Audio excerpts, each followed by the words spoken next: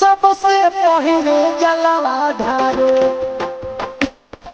मोतिहारी जिला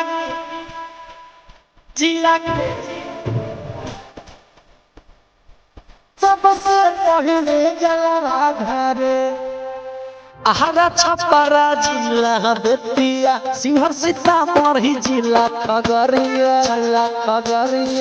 आरा छपरा जिला बेतिया शिवहर सीतामढ़ी जिला खगड़िया भोले बाबा के मोतिहारी जिला के कंवरिया सबसे पहले जलवा ढारे मोतिहारी जिला के कंवरिया सबसे पहले जलवा ढारे चंपारण के कंवरिया मोतिहारी जिला के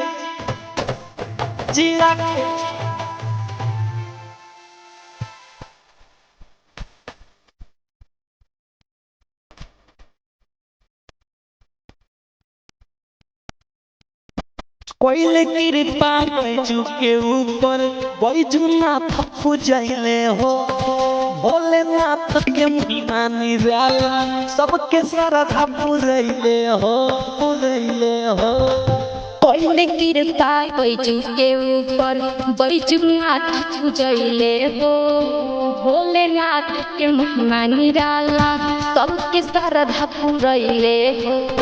बक्सर देवरिया मुझे चलपुरी बोलिया बक्सर देवरिया मुझे चलपुरी बोलिया हाजीपुर के लोग बोली मोतिहारी जिला के कंवरिया सबसे पहले जलवा ढारे मोतिहारी जिला के कंवरिया सबसे पहले जलवा ढारे चंपारण के कंवरिया मोतिहारी जिला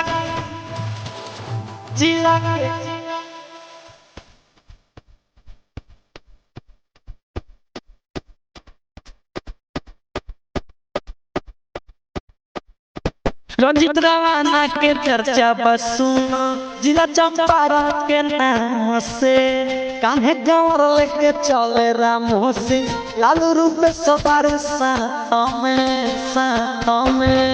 रंजित रवाना की चर्चा का सुनो जिला चंपारण के नाम से कान्हे गंवर लेके चलो काजल लालू विशाल बड़े साथ में डीजे के बेसत खोली नाचे कमरिया डीजे के बेसत खोली नाचे कमरिया रत्नेश गइल बारे आगे मोतिहारी जिला के कमरिया सबसे पहले जलवा ढारे मोतिहारी जिला के कंवरिया सबसे पहले जलवा ढारे चंपारण के कंवरिया